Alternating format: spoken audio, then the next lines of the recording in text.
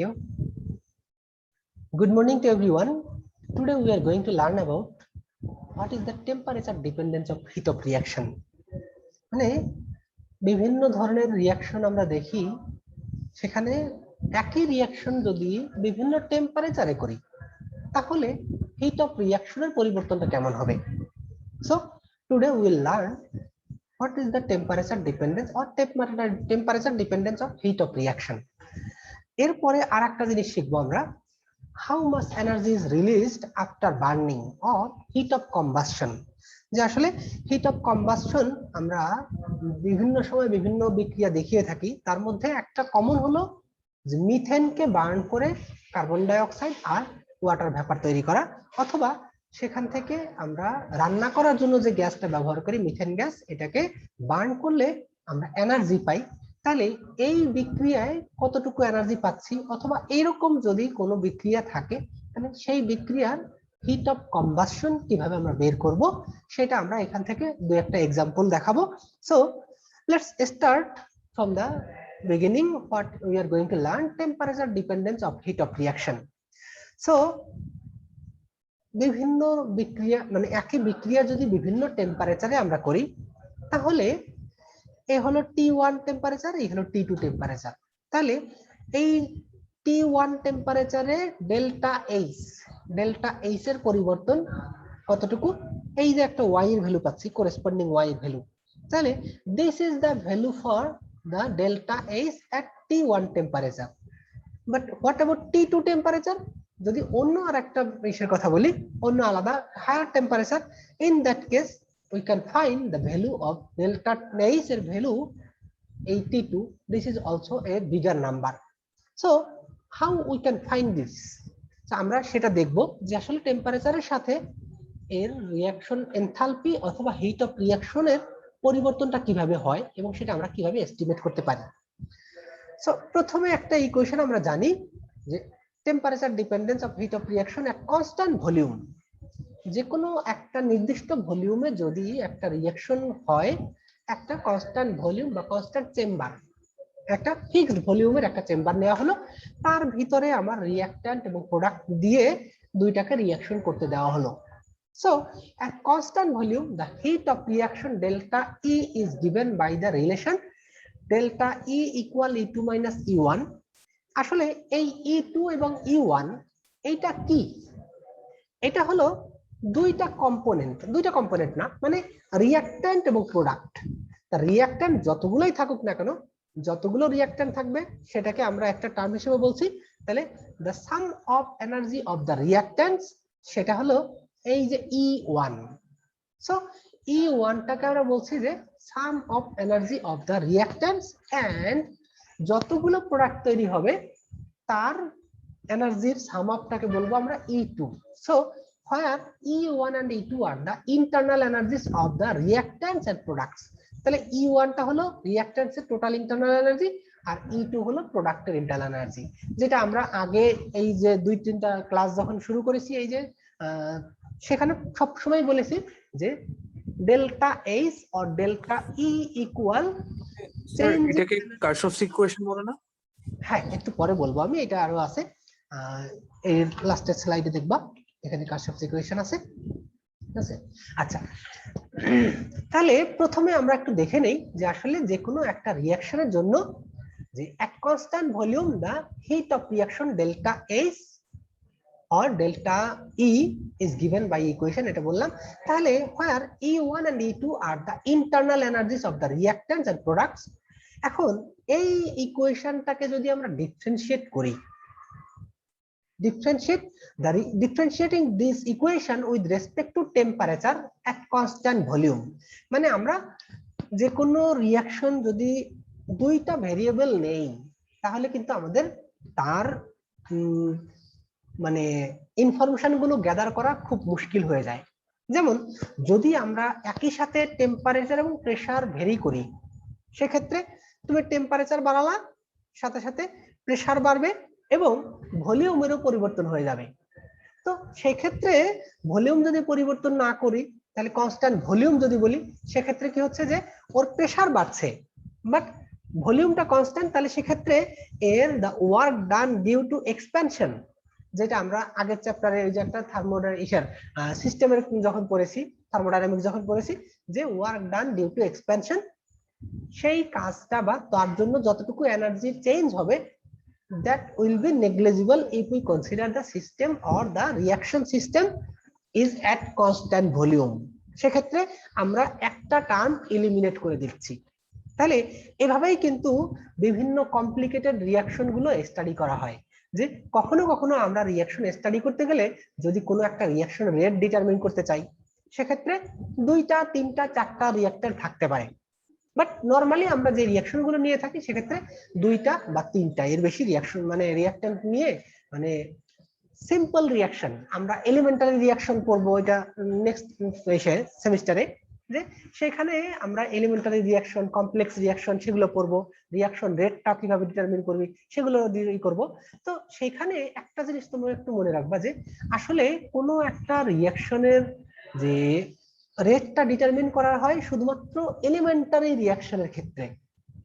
Complex reaction মানে রিয়াকশনটা বিভিন্ন স্টেপে হয়, যে কারণে ওইগুলোকে আসলে আমরা এত পারফেক্টলি স্টাডি করতে পারি না, কারণ কলিশনের একটা ব্যাপার আছে। সেই কলিশনটা, একটা রিয়াকশনের মধ্যে যতগুলো রিয়াক্ট্যান্ট থাকবে, যদি 2টা রিয়াক্ট্যান্ট থাকে তাহলে তার মধ্যে যত পারফেক্টলি কলিশন হতে পারবে, 3টা যদি রিয়াক্ট্যান্ট থাকে তাহলে সেই 3টা রিয়াক্ট্যান্ট একসাথে এসে যুক্ত হয়ে নতুন একটা প্রোডাক্ট তৈরি করবে, এটা কিন্তু পসিবিলিটিটা অনেক কমে যায়। যে কারণে আমরা এই মাল্টিপল বা কমপ্লেক্স রিয়াকশন গুলো স্টাডি করতে আমাদের অনেক বেশি প্রবলেমে পড়তে হয়। সো আমরা এখানে যা চিন্তা করছি, শুধুমাত্র ওই একটা রিয়াক্ট্যান্ট একটা প্রোডাক্ট, অথবা 2টা রিয়াক্ট্যান্ট একটা প্রোডাক্ট, এরকম করে করে আমরা চিন্তা করি। সো যে কথা বলতে যাচ্ছিলাম, তাহলে এই যে ভেরিয়েবল আমাদের কনস্ট্যান্ট ভলিউম, তাহলে এই যে ভেরিয়েবলটা এটাকে ফিক্স করে দিচ্ছি, দেন তাহলে ডিফারেন্সিয়েটিং দিস ইকুয়েশন, এই ইকুয়েশনটাকে আমরা কনস্ট্যান্ট ভলিউম এবং টেম্পারেচারের রেসপেক্টে ডিফারেন্সিয়েট করলে delta E by dT, delta E to divide by dT সবগুলো কনস্ট্যান্ট ভলিউম, তারপরে minus delta E one dE one by DT.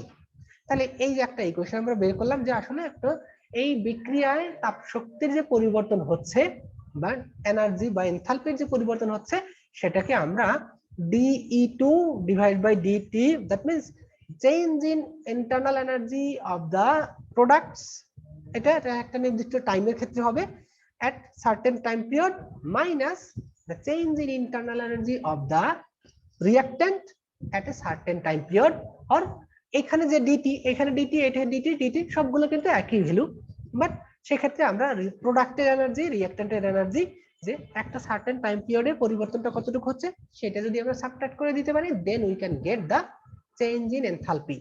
Okay, but we have already seen, আমরা জানি যে এইটা কিন্তু ওই থার্মোডাইনামিক্স এর চ্যাপ্টারে আমরা পড়ে আসছি সিপি আর সিভি, তাই না?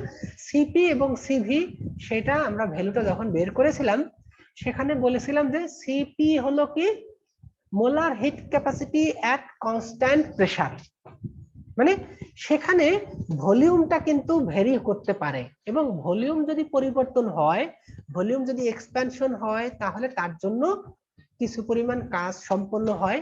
সো তার সেই যে ভ্যালুটা, সেটা কি সিপি ইকুয়াল সিভি প্লাস আর, এরকম একটা ইকুয়েশন আমরা ডিরাইভ করেছিলাম। তো এখানে আমরা যদি molar heat capacity at constant ভলিউমের কথা বলি, তার মানে কি সেখানে ভলিউম এক্সপ্যানশনের জন্য কোনো কাজ সম্পন্ন হবে না, তাহলে শুধুমাত্র তাপমাত্রা বৃদ্ধির ফলে এর ভিতরে ইন্টারনাল এনার্জির যে পরিবর্তনটা হবে, that is the molar heat capacity at constant volume. তাহলে এই যে delta E DE by DT V, that means constant ভলিউমে তাপ শক্তির যে পরিবর্তন, দ্যাট মিন্স 1 মোল অফ সাবস্ট্যান্সের ক্ষেত্রে যদি বলি, তাহলে 1 মোল বস্তুর ক্ষেত্রে তাপমিশের যে কনস্ট্যান্ট ভলিউমে তাপ শক্তির যে পরিবর্তন হচ্ছে, তাই হলো সিভি।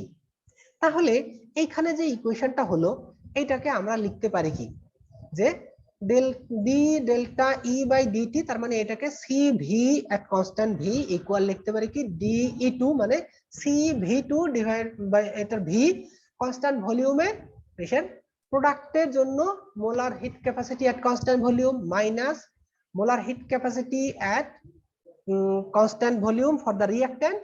তাহলে রিঅ্যাক্ট্যান্টের heat capacity molar heat capacity আর প্রোডাক্টের molar heat capacity, this is the total change in delta E by delta T যাই বলি না কেন। So D delta E by delta T equal CV2, that means এটা হলো প্রোডাক্টের মোলার হিট ক্যাপাসিটি মাইনাস রিঅ্যাক্ট্যান্টের মোলার হিট ক্যাপাসিটি। তাহলে ultimately কি হচ্ছে যে রিঅ্যাক্ট্যান্ট এবং প্রোডাক্টের মধ্যে মোলার হিট ক্যাপাসিটির যে difference, this is the change in molar heat capacity of the reaction. রিঅ্যাকশনের ক্ষেত্রে প্রোডাক্ট এবং রিঅ্যাক্ট্যান্ট এর মধ্যে মোলার হিট ক্যাপাসিটির যে পরিবর্তন, তাই কিন্তু আমাদের আলটিমেটলি আসছে রিঅ্যাকশনের enthalpy change. So where CV2 and CV1 are heat capacities of the product, আসলে হিট ক্যাপাসিটিস না বলে মোলার হিট ক্যাপাসিটিটা বললে স্পেসিফিক হয়। মোলার হিট ক্যাপাসিটিস হয়ে গেল আর molar heat capacities of the products and the reactants, তাহলে products and reactants respectively, or change in heat of the reaction at constant volume per degree change। তাহলে 1 degree তাপমাত্রা পরিবর্তনের জন্য কোন এক মোল বস্তুর যে তাপশক্তির যে পরিবর্তন হচ্ছে সেটাই হলো change in heat of reaction at constant volume per degree change in temperature is equal to the difference in heat capacities at constant volume of products and reactants.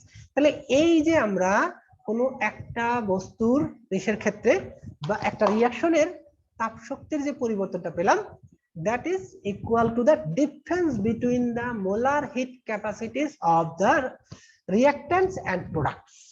তাহলে প্রোডাক্ট এবং রিঅ্যাক্ট্যান্টের মোলার হিট ক্যাপাসিটির পরিবর্তন যেটা, সেটাই হলো আমাদের যে রিঅ্যাকশনের enthalpy change. Integrating the above equation, এই ইকুয়েশনটাকে যদি আমরা ইন্টিগ্রেট করি, যে এই ইকুয়েশনটাকে, সো এই যে ইকুয়েশনটা এটাকে যদি আমরা ইন্টিগ্রেট করি তাহলে কি পাবো, এটাকে জাস্ট লিমিট ডেল্টা ইটাকে আমরা E2 মাইনাস E1 এইভাবে লিখতে পারি, আর ডেল্টা CV, তাহলে T1 থেকে T2 রেসপেক্ট মানে T1 থেকে T2 টাইমের মধ্যে, তাহলে এই T1 টেম্পারেচারে যদি ইন্টারনাল এনার্জি ডেল্টা E1 এবং T2 টেম্পারেচারে যদি ইন্টারনাল এনার্জি ডেল্টা E2 হয়, তাহলে আমরা ডেল্টা E তা এইভাবে লিখতে পারি কি, just delta E2 minus delta E1। তাহলে এখন T1 থেকে T2 এই রেঞ্জের মধ্যে যদি আমরা এই করি ইন্টিগ্রেট করি, তাহলে ইন্টিগ্রেট করলে এই যে ডিটি টার্মটা আছে এই টার্মটা আমরা এই পাশে নিয়ে যাব, ডেল্টা CV ইনটু ডিটি। তাহলে সেই ক্ষেত্রে টি এর সাপেক্ষে আমরা ইন্টিগ্রেট করতে পারবো। So T1 to T2 the integration limit আর ডেল্টা CV ডিটি। তাহলে এই ডিটি মানে এক্স, সোজা কথায় dx কে যদি আমরা ইন্টিগ্রেট করি তাহলে কি পাই, জাস্ট এক্স। dx কে আর dx কে ইন্টিগ্রেট করলে আমরা x পাবো। তো সেক্ষেত্রে এখানে পাচ্ছি কি, আমাদের যেহেতু লিমিট আছে T1 থেকে T2, so we are getting T2 minus T1, so delta CV into T2 minus T1। So this is the change in internal energy equal delta CV into T2 minus T1। তাহলে এখন এখানে দেখতে পাচ্ছি কি, delta E2 and delta E1 are heats of reaction at temperature T2 and T1 respectively। তাহলে বিভিন্ন একটা রিঅ্যাকশনের ক্ষেত্রে যদি দুইটা টেম্পারেচারে যদি আমরা হিটস অফ রিঅ্যাকশন বের করতে পারি, তাহলে হয় delta E2 and delta E1 are heats of reaction at temperature T2 and T1 respectively। Similarly at constant pressure, যদি একটা নির্দিষ্ট প্রেসারে the heat of reaction delta H is given by the equation, আমরা একইভাবে লিখতে পারি যে ডেল্টা H, যে একটা যদি কনস্ট্যান্ট প্রেসার হয় সেক্ষেত্রে delta H equal H2 minus H1 আমরা লিখতে পারি। মানে যে কোনো কিছু, যে কোনো ইনিশিয়াল এবং ফাইনাল এটাকে সাবট্রাক্ট করলে আমরা যে এটা পাবো সেটা হলো ডিফারেন্স অথবা ডেল্টা টার্ম, যে ডেল্টা এনথালপি, ডেল্টা এনার্জি যেভাবেই লিখি না কেন, where H2 is the heat content enthalpy of the products and H1 be the heat content of the reactants। তারপরে কি, তাহলে এখন এই যে ইকুয়েশনটা delta H by delta H equal H2 minus H1, এটাকে যদি আমরা ডিফারেন্সিয়েট করি at constant pressure, তাহলে এখানে আমরা কনস্ট্যান্ট প্রেসারের কথা বলেছি।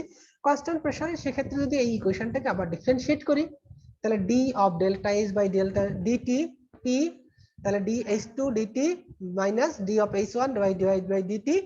সো এখন তাহলে এই যে সিপি এর ডেফিনিশনটা কি? সিপি এর ডেফিনিশন আগের চ্যাপ্টারে যেটা আমরা থার্মোডাইনামিক্সে যেখানে শিখে আসছি, যে এট কনস্ট্যান্ট প্রেসারে তার যে delta H by delta T dT, এই টার্মটাকেই কিন্তু আমরা সিপি হিসেবে লিখতে পারি। সো আমরা এখন এখানে লিখতে পারি কি, এই যে dH2 বাই ডিটি মানে হলো CP2, মানে প্রোডাক্টের change in molar heat capacity at constant pressure, আর এটা হলো রিঅ্যাক্ট্যান্টের molar heat capacity at constant pressure.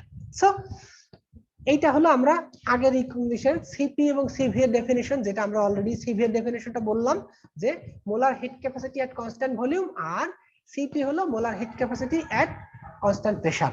So এই যে ডেফিনিশনটা এটাই ছিল কিন্তু delta H divide by DT. So সেটাকে আমরা সিপি হিসেবে লিখলাম। তাহলে এই ইকুয়েশন থেকে আমরা লিখতে পারি কি, d of delta H by T dT P, তাহলে এখানে লিখতে পাচ্ছি CP2 মাইনাস CP1, যেটাকে এটা হলো প্রোডাক্টের molar heat capacity and molar heat capacity at constant pressure of the রিঅ্যাক্ট্যান্টস।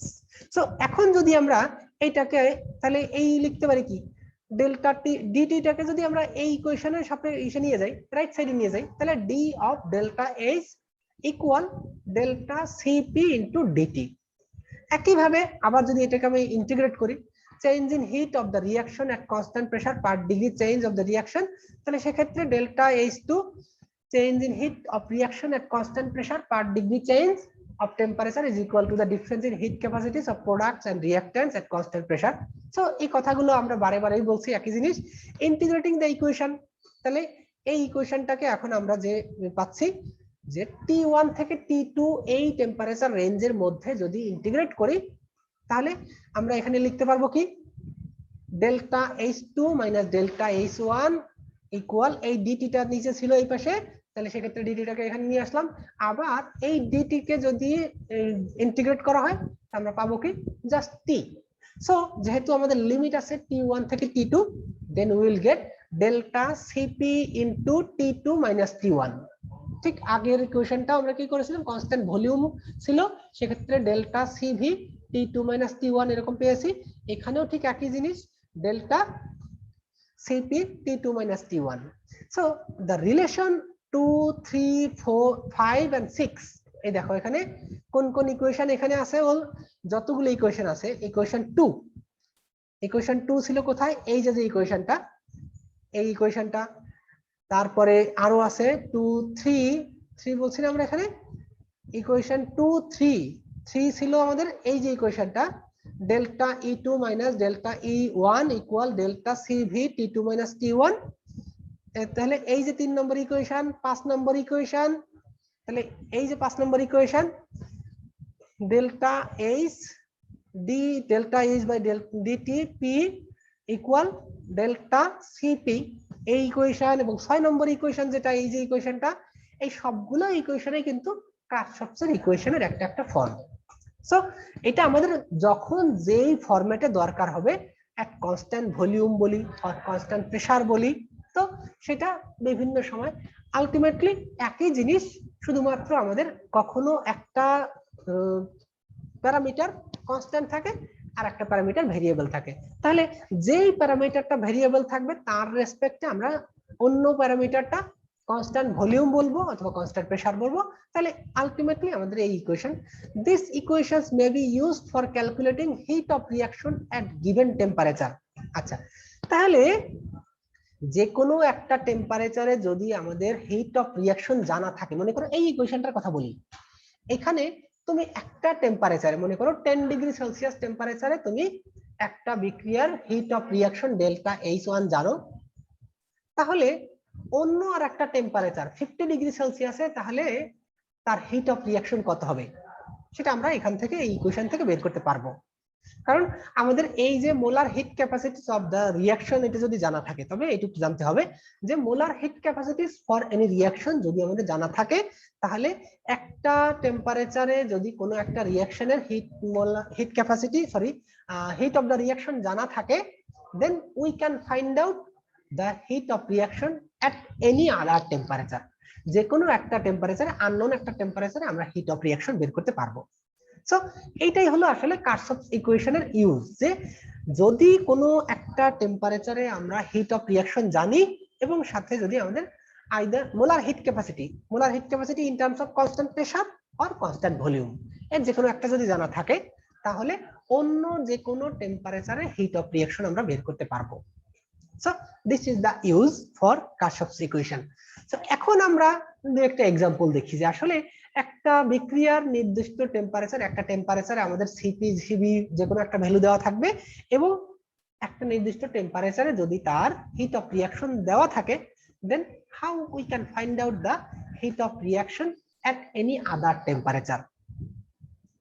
তাহলে একটা রিঅ্যাকশন আছে half H2 plus half Cl2, তাহলে এখানে কি দেওয়া আছে, দ্য হিট অফ রিঅ্যাকশন। এই বিক্রিয়াটা আছে কি half H2 plus half Cl2 form করছে হাইড্রোজেন ক্লোরাইড এট 27 ডিগ্রি সেলসিয়াস। তাহলে এই বিক্রিয়ার হিট অফ রিঅ্যাকশন 27 ডিগ্রি সেলসিয়াসে, তার মানে কি 300 কেলভিন। 300 কেলভিন টেম্পারেচারে তার এই বিক্রিয়াটার হিট অফ রিঅ্যাকশন দেওয়া আছে -22 কিলো ক্যালোরি। এখন আমাদের বলছে কি calculate the heat of reaction at 77 degree Celsius. তাহলে 77 ডিগ্রি সেলসিয়াসে এই বিক্রিয়াটার হিট অফ রিঅ্যাকশন কত হবে সেটা আমরা বের করব। সো এখন আমরা এখান থেকে যদি দেখি যে আমাদের কি কি বিষয় জানা আছে, এবং আরেকটা ইনফরমেশন কিন্তু আমাদেরকে দিয়ে থাকতে হবে, যেটা আমরা বলেছিলাম আইদার সিপি অর সিভি। যদি সবগুলো রিঅ্যাকট্যান্ট গ্যাসিয়াস হয় তাহলে আমাদের সিপি ভ্যালু জানা থাকতে হবে, আর যদি সবগুলো গ্যাস মানে লিকুইড হয় সেক্ষেত্রে আমাদের এই করতে হবে কি যে সিভি এর ভ্যালু জানা দেওয়া থাকবে। So calculate the heat of reaction at 77 degree Celsius, molar heat capacities at constant pressure। তাহলে এই যে molar heat capacities at constant pressure at 27 degree Celsius এইটা দেওয়া আছে for hydrogen chloride and hydrogen. তাহলে হাইড্রোজেন ক্লোরাইডের জন্য এই যে হাইড্রোজেন ক্লোরাইড এর molar heat capacities at 27 degree সেলসিয়াসে দেওয়া আছে। তাহলে আমরা সেখান থেকে বের করতে পারবো যে আসলে এই বিক্রিয়াটার 77 ডিগ্রি সেলসিয়াসে মোলার হিট অফ রিঅ্যাকশন কত।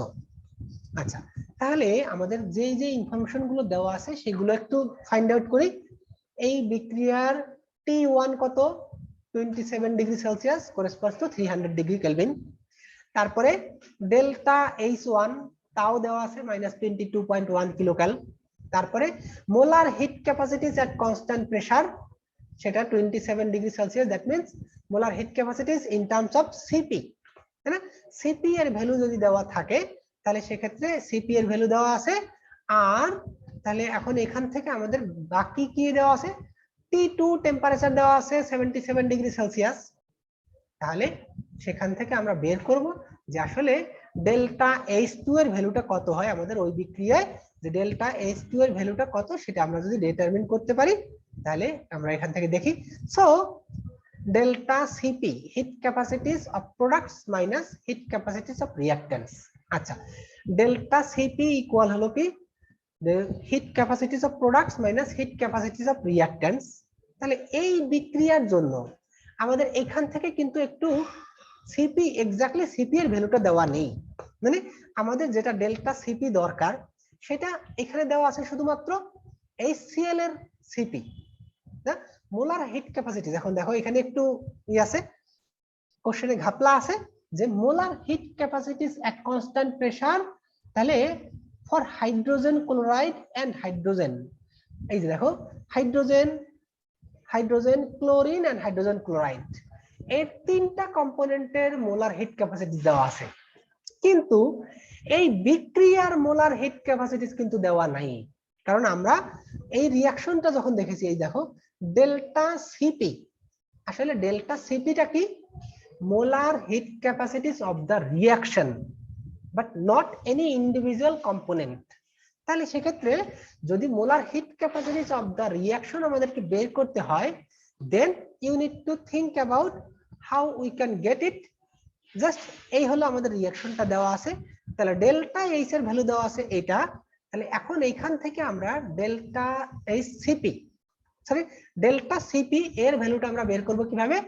Hit capacities of products minus heat capacities of reactants.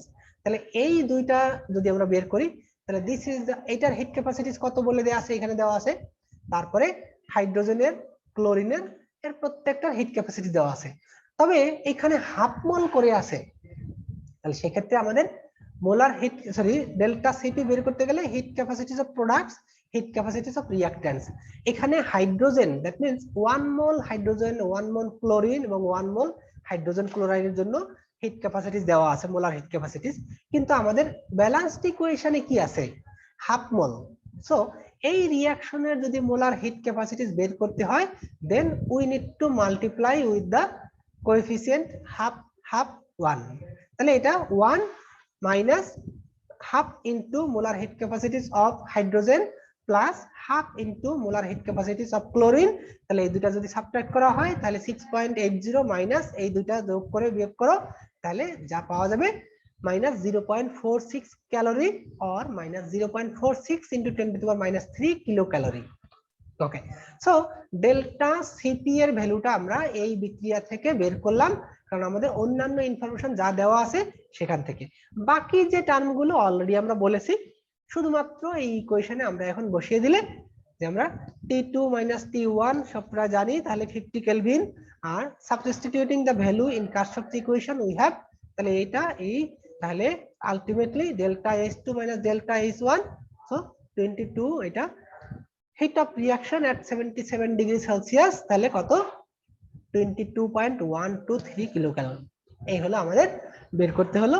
তাহলে এইভাবে আমরা বের করতে পারবো যে কোনো ইকুয়েশনের আমাদের দেশের যদি একটা টেম্পারেচারে হিট অফ রিঅ্যাকশন এবং তার কম্পোনেন্ট গুলোর hit capacity, molar heat capacity অথবা ওভারঅল রিঅ্যাকশনের ডেল্টা সিপি এর ভ্যালু দেওয়া থাকে, then we can calculate the heat of the reaction at any other temperature. যে কোনো অন্য টেম্পারেচারেও কিন্তু হিট অফ রিঅ্যাকশন বের করতে পারবো।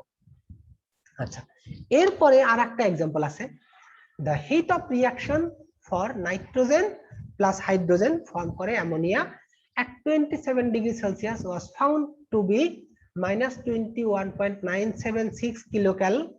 What will be the heat of reaction at 50 degree Celsius? তাহলে 27 ডিগ্রি সেলসিয়াসে তার হিট অফ রিঅ্যাকশন বলা আছে এটা, তাহলে 50 ডিগ্রি সেলসিয়াসে কত হবে?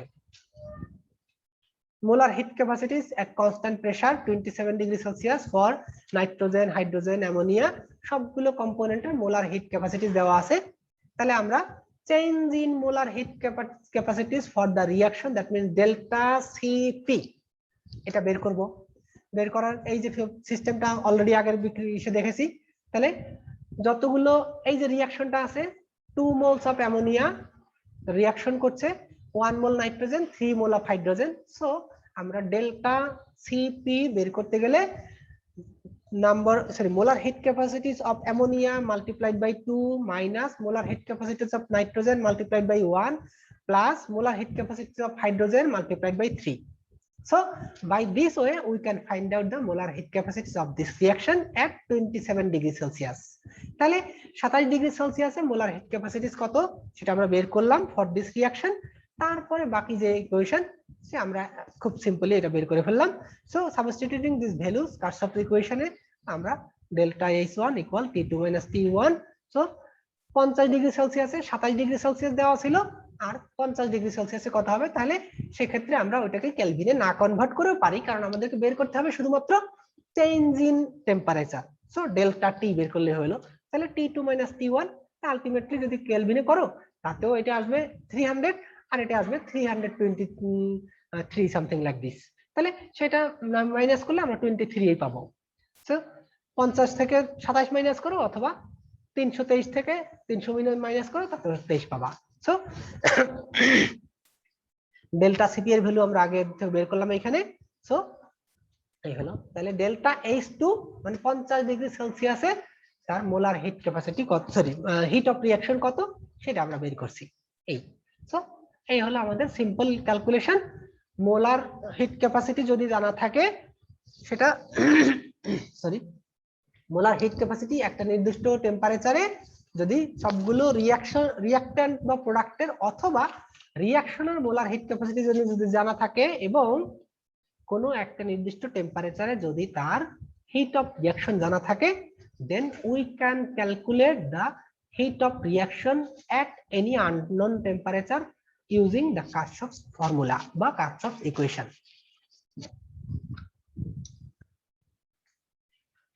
ওকে, তাহলে এখন আমরা হিট অফ কম্বাসশন অথবা বার্নিং, যে কোনো একটা কম্পাউন্ডকে বার্ন করলে কতটুকু এনার্জি পাওয়া যায়, তাহলে সেটা আমরা কিভাবে ক্যালকুলেট করব।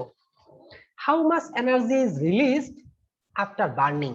তাহলে এই যে একটা রিঅ্যাকশন আছে কার্বন অক্সিজেন, তাহলে কার্বন অক্সিজেন এইটা যদি বার্ন করা হয় তাহলে তৈরি হয় কার্বন ডাইঅক্সাইড।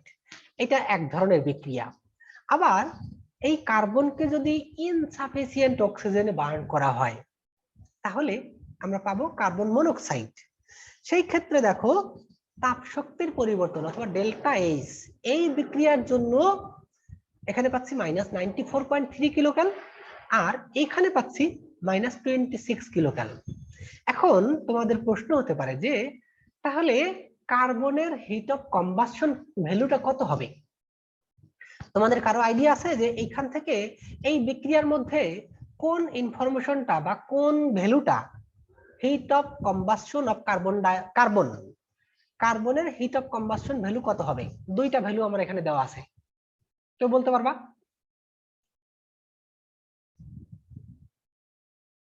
স্যার একটু রিপিট করেন। হ্যাঁ রিপিট করব। প্রথমটা আচ্ছা তাহলে যেটা অসম্পূর্ণ দাহন বোঝাচ্ছে ওই জন্য। ইয়েস, কারণ কি যে প্রশ্নটা কি ছিল সেই প্রশ্নটা আবার বলি যে তোমরা একদম বুঝতে পারোনি হয়তোবা, যে আমরা বলেছি যে এইখানে একই কার্বন বিভিন্ন বা দুইটা ওয়েতে অক্সিজেনের সাথে বিক্রিয়া করছে। তাহলে আমরা জানি কি কম্বাসশন অথবা বার্নিং মানে হলো রিঅ্যাকশন উইথ অক্সিজেন, এটা হলো হিট অফ কম্বাসশন, সরি না জাস্ট কম্বাসশন রিঅ্যাকশন উইথ অক্সিজেন সেটা। কিন্তু যখন আমরা হিট অফ কম্বাসশন বলবো সেটা হিট অফ কম্বাসশন বলতে আমরা বুঝাবো যে আসলে কোনো একটা কম্পোনেন্ট বা কোনো একটা এলিমেন্ট কমপ্লিটলি অক্সিজেনে বার্ন করা হলে তাতে যে পরিমাণ তাপ শক্তির পরিবর্তন হবে that is the heat of combustion. So এখানে দেখতে পাচ্ছি কি যে যদি কার্বনকে ইনকমপ্লিট মানে পার্শিয়ালি বার্ন করা হয় অক্সিজেনে, ইনসাফিসিয়েন্ট অক্সিজেন, তাহলে ইনসাফিসিয়েন্ট অক্সিজেনে বার্ন করা হলে কার্বন আর অক্সিজেন বিক্রিয়া করে কার্বন মনোক্সাইড তৈরি করে। কিন্তু এই কার্বন মনোক্সাইডের সাথে যদি আবার ফার্দার অক্সিজেন অ্যাড করা হয় it can go further reaction, that means or ultimately we can say carbon is reacting 1 mole of oxygen to form carbon dioxide. So this reaction is the complete combustion or complete burning of this carbon. 1 mole কার্বনকে burn করলে যতটুকু energy পাওয়া যাবে complete অক্সিজেনে অথবা sufficient অক্সিজেনে burn করলে যে পরিমাণ এনার্জি পাওয়া যাবে that is the heat of combustion for that component. তো সেক্ষেত্রে আমরা এখানে দেখছি কার্বনের হিট অফ রিঅ্যাকশন বা heat of combustion. So heat of reaction বলতে পারো এটা ঠিক আছে, এটাও ঠিক আছে, এটাও ঠিক আছে, কিন্তু যদি আমরা হিট অফ কম্বাসশন বলতে চাই মানে কার্বনের হিট অফ কম্বাসশন বলতে চাই then we will have the value delta H equal -94.3 kilocal instead of -26 kilocal because this reaction, the below reaction, this reaction is not complete or the reaction is not completing the burning of carbon. So this is the reaction which is not complete, so this is not the heat of combustion. So this is the heat of reaction, this is also heat of reaction but not the heat of combustion. ওকে, তাহলে এখন কোনো একটা বিক্রিয়ায় how much energy is released after burning, যে একটা compound আমরা যে কোনো কম্পাউন্ডকে বার্ন করলে, যেটা আমি অলরেডি দেখিয়েছি যে the change in enthalpy of a system when 1 mole of substance is completely burnt in excess of air or oxygen, মানে অক্সিজেন অসীম থাকতে পারবে, মানে যতটুকু দরকার তার থেকে বেশিও নিতে পারো, তবে সেক্ষেত্রে তো আসলে এটা বিক্রিয়া করবে না, শুধু মানে এক্সেস হিসেবে থেকে যাবে। বাট আমাদের উদ্দেশ্য হলো যে আমাদের যেই কম্পোনেন্টের হিট অফ কম্বাসশন বের করতে চাই, ওই কম্পোনেন্টটা যেন কমপ্লিটলি বার্ন হতে পারে। সো তার জন্য আমাদের যতটুকু অক্সিজেন দরকার হয়, we will provide that much energy, sorry that much oxygen. So the change in enthalpy of a system when 1 mole of the substance is completely burnt in excess of air or oxygen, it is denoted by delta Hc, মানে change in enthalpy of combustion। আমরা last ক্লাসে যখন enthalpy of formation বলেছিলাম, তখন বলেছিলাম এরকম করে delta H F, তার মানে change in enthalpy of formation. আবার যখন স্ট্যান্ডার্ড ইউজ করেছি, স্ট্যান্ডার্ড শব্দটা, তখন বলেছি ডেল্টা এইচ এফ, তারপরে উপরে একটা জিরো চিহ্ন অথবা ডট চিহ্ন, বা সেক্ষেত্রে এখানে একটা জিরো চিহ্ন দিয়ে সেক্ষেত্রে ওইটাকে স্ট্যান্ডার্ড বলা হয়। সো আমরা এভাবে এটাকে সিগনিফাই অথবা সিম্বলাইজ করে থাকি। ইট ইজ ডিনোটেড বাই, তাহলে এই যে এনথালপি অফ কম্বাসশন, এটাকে করা হয়, সিম্বলাইজ করা হয় delta H C. As for example, heat of combustion of methane is -21 কিলোক্যাল অথবা অথবা 87.78 কিলোজুল, সে যেভাবে ইউজ করি না কেন unit. So as shown by the equation, এই যে হলো আমাদের ইকুয়েশনটা। এই ইকুয়েশনে আমরা দেখতে পাচ্ছি কি যে 1 মোল মিথেন 2 মোল অক্সিজেনের সাথে বিক্রিয়া করে 1 mole carbon dioxide and 2 mole water, gaseous carbon dioxide আর লিকুইড ওয়াটার, এটা তৈরি করছে। তাহলে 1 মোল মিথেন 2 মোল অক্সিজেন এটা বিক্রিয়া করে 1 মোল কার্বন ডাই অক্সাইড আর 2 মোল ওয়াটার ভ্যাপার বা ওয়াটার লিকুইড তৈরি করছে। এই ক্ষেত্রে ডেল্টা এইচ অথবা হিট অফ কম্বাসশন ইকুয়াল -21 কিলোক্যাল। আবার আগের যে এক্সাম্পলটা দেখাইছি, carbon plus oxygen carbon die oxide 94 এটা কিলোক্যাল, আবার carbon half oxygen carbon monoxide. তাহলে এইগুলো, এইটা আমরা যেভাবে বলেছি যে এইটাকে কিন্তু আমরা হিট অফ কম্বাসশন বলতে পারি, but not this one. Delta H C দিয়ে আমরা এটাকে রিপ্রেজেন্ট করতে পারি না, কারণ this reaction has incomplete combustion or partially oxygen, এই কার্বনটা হয়েছে মানে রিঅ্যাকশন করছে, যে কারণে এটা কমপ্লিট কম্বাসশন না, যে কারণে আমরা এই যে ভ্যালু অফ ডেল্টা এইচ পেয়েছি, this value can not be expressed as the heat of combustion.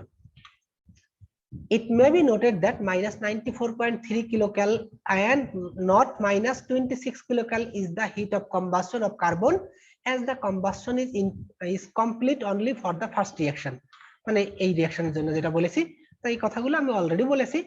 It should be noted that clearly that the heat of combustion of a substance delta Hc is always negative. আচ্ছা, এই কথাটা একটু সবসময় মনে রাখতে হবে, কারণ হলো কি যে কোনো কিছু বার্ন করলে নরমালি কোনো কিছু, যে কোনো একটা এলিমেন্ট হোক অথবা যে কোনো কম্পাউন্ড হোক, বার্ন করলে আমরা সেখান থেকে কিছু পরিমাণ এনার্জি রিলিজ পাই, কিছু পরিমাণ এনার্জি রিলিজ করে। এই কারণে অধিকাংশ ক্ষেত্রে, মোস্ট অফ দা কেস, মনে করো অ্যারাউন্ড 99%, যে 99% যে কোনো একটা কম্পোনেন্টকে যদি বার্ন করা হয় তাহলে কিছু পরিমাণ এনার্জি রিলিজ করে। এই কারণে হিট অফ কম্বাসশনটা সবসময় ডেল্টা এইচ এর ভ্যালুটাকে আমরা নেগেটিভ লিখে থাকি অথবা নেগেটিভ হয়ে থাকে actually. So it should be noted clearly that the heat of combustion of a substance is always negative. Similarly আমরা লাস্ট ক্লাসে যখন পড়েছিলাম যে হিট অফ ফরমেশন, তাই না, হিট অফ ফরমেশন যখন পড়েছি তখন বলেছি যে কোনো একটা কম্পাউন্ড ফর্ম করতে গেলে কি হয়, কিছু নতুন বন্ড ক্রিয়েট করতে হয়, তাই না, তার এলিমেন্ট থেকে। তাহলে এলিমেন্ট থেকে যদি একটা কম্পাউন্ড ফর্ম করতে হয় তাহলে বন্ড ফর্ম করলে কি হয়, এনার্জি রিলিজ হয়। So most of the case the formation energy or heat of formation is exothermic, or we can represent a minus sign. So always we consider that the heat of formation and heat of combustion are exothermic, and it is represented by a negative sign, or the value of delta S is negative. Okay, heat energy is evolved during the process of combustion. So most of the case যে কোনো রিঅ্যাকশনের কথা যদি বলি, যে hit of কম্বাসশন এটা কি করে, heat produce করে। সো ডেল্টা এস এর ভ্যালুটাকে নেগেটিভ বলছি। What are the applications of the heat of combustion. আচ্ছা, আজকে আর যাব না, তো যতটুকু পড়েছি এর ভিতরে যদি তোমাদের কারো কোনো প্রশ্ন থাকে then you are allowed to ask.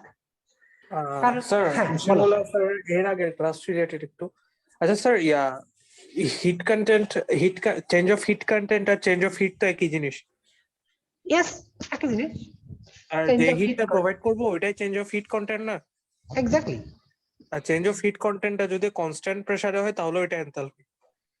Yes, constant প্রেসারে না, কনস্ট্যান্ট প্রেসারে হলো এনথালপি, আর কনস্ট্যান্ট ভলিউমে যেটা হলো জাস্ট ইন্টারনাল এনার্জি আর কি, ইন্টারনাল এনার্জি। ওই ফার্স্ট ল অনুসারে আর কি। এক্স্যাক্টলি। আচ্ছা, একটু ক্লিয়ার করা দরকার ছিল। হ্যাঁ, আচ্ছা, আর কারো কোনো প্রশ্ন আছে?